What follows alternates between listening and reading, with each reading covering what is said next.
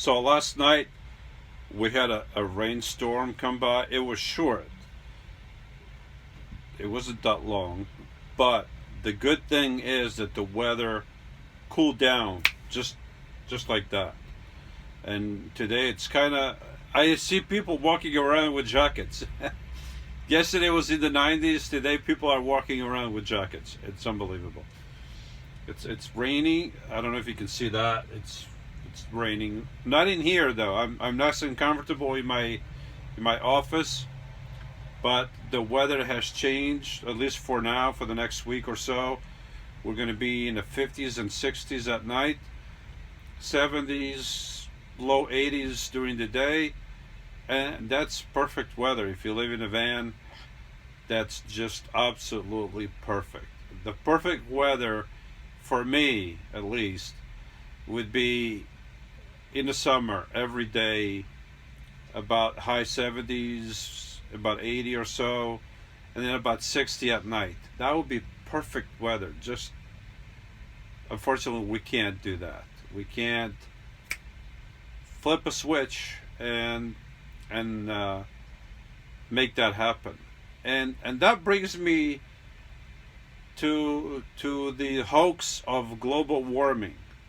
If you fall into that hoax, then shame on you, because we live 93 million miles away from a partially burnt cinder block, EI the sun. And there's nothing we can do about the warming up or the cooling down of the planet. It's not man-made. Yeah, man creates pollution. Pollution is man-made, and that's not good. We all want clean water. We all want clean air. We all want those things. Those things are good. But we cannot warm up the planet. We just can't do it. We don't have that power. When was the last time that you saw anybody, any government, heating up the planet or heating up a town or a country in the middle of the winter? You can't do it. We don't have that power. When was the last time you saw anybody trying to cool down a city or a town or a country in the hot summer? You can't do it. We just don't have that power. When we as humans say that, or certain humans say that we are the cause of global warming, they want to give themselves power that's not theirs. We can't do it. We have no power over the sun. We have no power over the planet warming up or cooling down.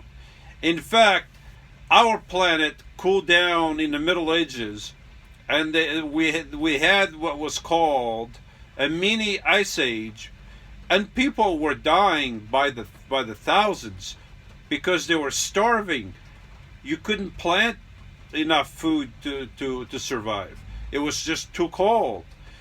And now that the planet is warmer, you can plant more stuff. You can harvest more food. But now certain people want to have control over other people, and the way they have control over other people is by taxing them.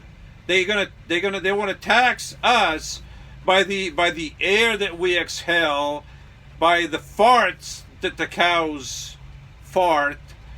It's just a control thing. It's a government wanting to control the population. How can we control the population more and more? Well, let's pretend that the planet is warming up. Remember when it was what was it they called it? Now it's climate change. Before it was global warming, and they've been telling us, oh, we only have 10 years. In 10 years, the globe will be devastated. And they've been saying that for decades. And the globe is still here. And they've been saying for decades, New York and other parts of the world will be underwater in 10 years. That was decades and decades ago. New York is still here. We as humans have no control over the weather. When was the last time you saw any government try to stop a hurricane. We can't do it. When was the last time you saw a government try to stop a tornado? We can't do it. We don't have that kind of power. People are trying to assign godlike powers to themselves. Guess what? They are not God. They cannot control the weather. It's not up to us to do that. The planet is not dying or living because of us. The planet is what it is. It's created by God. It has its purpose, and one day it'll be burned up by fire, just like the Bible says. But until then, until that day, God has a purpose for the planet, and it's not going to end. It's not going to disappear. It's not going to overheat. It's not going to cool down. It's going to be just what it is for us to survive in it. We have zero control over that. And that's my rant for the day.